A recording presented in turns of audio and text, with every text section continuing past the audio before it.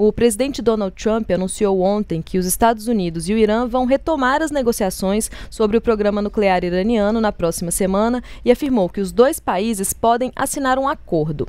No segundo dia de um cessar-fogo que é frágil entre Irã e Israel, Trump anunciou o retorno à mesa de negociações depois que os diálogos nucleares foram desmantelados pelo início da ofensiva israelense em 13 de junho. Vamos ouvir o que o presidente disse sobre isso? We're going to talk to them next week with Iran.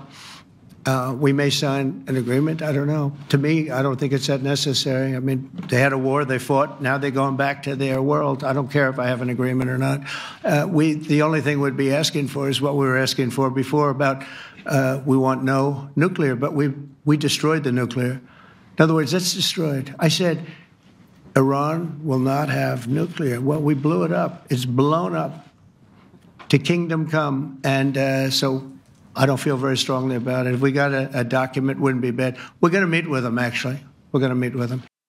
Fred, vamos entender então, né? O que a gente tem sobre esse acordo nuclear que o Trump disse que vai acontecer, essas expectativas que ele tem? Isso, ele terminou a cúpula da OTAN falando sobre isso, fez esse anúncio de que haveria negociações. Segundo a rede de TV Al Jazeera, o governo do Irã ainda não se posicionou oficialmente se vai retomar as negociações. São aquelas negociações que iam ocorrer em Omã quando começaram os ataques de Israel ao Irã. Ela estava prevista para o domingo, dia 14, né, o Steve Witkoff iria para Omã para negociar o controle do programa nuclear iraniano para impedir que ele tivesse um enriquecimento. Né? O Steve Witkoff também falou com a imprensa americana, diz que está mantendo contatos com múltiplas autoridades do Irã para que isso seja feito. Agora, tem algumas sinalizações contrárias, né? Você tem, principalmente, o parlamento do Irã, que já aprovou uma moção para retirada da AIEA, né, da Agência Atômica, a retirada da colaboração com a Agência Internacional de Energia Atômica ligada ao Irã, que fez um pedido, assim, o Rafael Grossi, que é o secretário-geral dessa agência, pediu que os inspetores voltassem para a região, porque é muito importante para ter informação de onde está o urânio enriquecido. E aí a gente teve essa fala do Trump dizendo que foi totalmente destruído. A gente teve uma questão que houve um pronunciamento, uma nota que teria sido vazada a respeito de que isso não teria sido destruído, né, esse programa nuclear do Irã. E aí a gente tem ainda o posicionamento do Ayatollah Khamenei, né? Como que toda essa dinâmica se encaixa, Fred? Exatamente. Olha, pro Donald Trump, ele foi questionado por um relatório da agência de inteligência americana, não a CIA, uma outra inteligência, falando que não teria sido completamente destruído.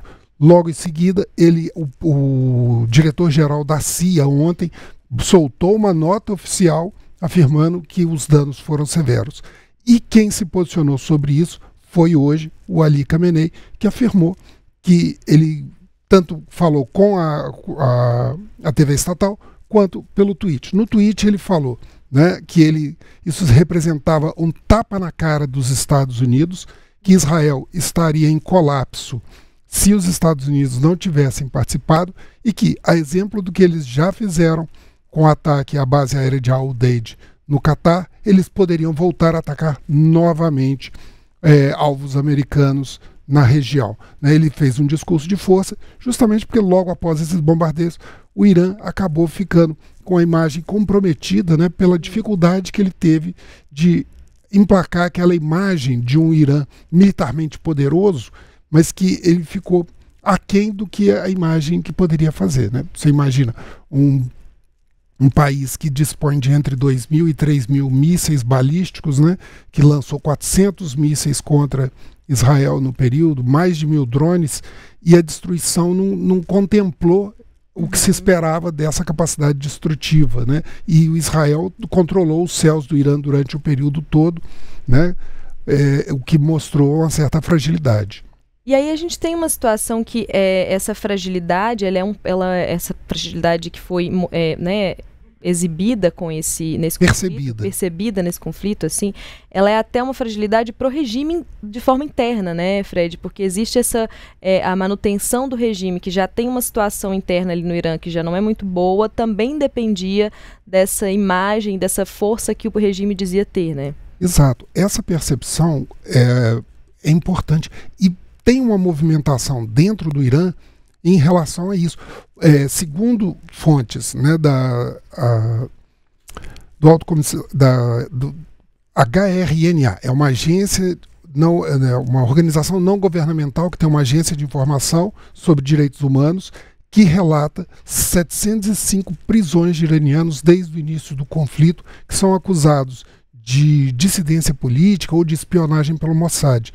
A Guarda Republicana e a milícia Basij, que é ligada ao governo e diretamente aos ayatolás, reforçaram a presença nas fronteiras com o Iraque, com o Paquistão e com o Azerbaijão, onde há minorias que são resistentes à maioria do xiita dos ayatolás, inclusive também no Kurdistão e no Cuzistão, que é ali mais próximo da região oeste, o Kurdistão mais a noroeste e o Cuzistão na fronteira com o Kuwait.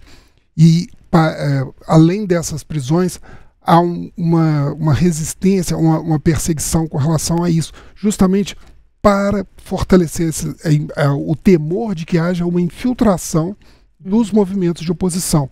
Porque o Irã ele tem vindo já de um grande período de manifestações contra o regime. Desde 2022, quando Mahsa Amini foi executada pela polícia da moral porque agrediu, ou porque estava usando de forma inadequada o hijab, o véu islâmico, né? Essas daí também é uma posição muito importante, porque está acontecendo hoje na China uma reunião dos ministros de defesa de China, Rússia e Irã, né, para discutir a questão de parcerias e aliança militar entre eles, né, o que no período da guerra foi bem enfraquecido. Uhum. E uma informação da chancelaria da Rússia, que está cobrando do Irã, né, a retomada da colaboração com a Agência Internacional de Energia Nuclear. Então a gente tem um cenário que não é muito favorável para o Irã, né? Assim, a gente tem os dois lados cantando vitória, mas para o Irã existe essa importância de manter para o regime, né, manter uma estabilidade na medida do possível, mas que com esse conflito ela ficou meio abalada e o Trump, por outro lado, se colocando nesse lugar de pacificador e de negociador, né? Isso, o Irã era um polo regional, era um candidato a hegemona, né, ter a hegemonia do Oriente Médio, principalmente na região do Golfo Pérsico, e a percepção de enfraquecimento do Irã é uma questão que pode repercutir com outros países e aumentar a instabilidade na região. É uma coisa que tem que se ver agora.